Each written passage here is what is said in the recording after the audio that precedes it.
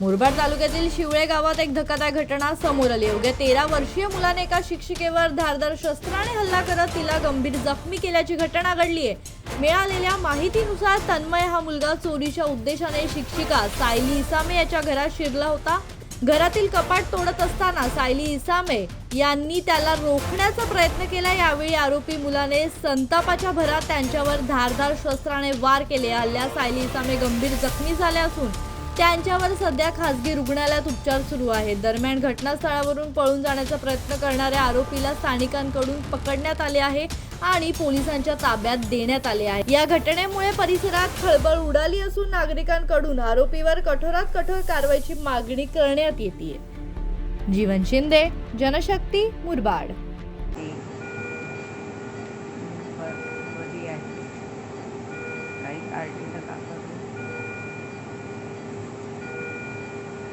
मोठं संकट होतं, त्याच्यातून परमेश्वराने मला वाचवलं।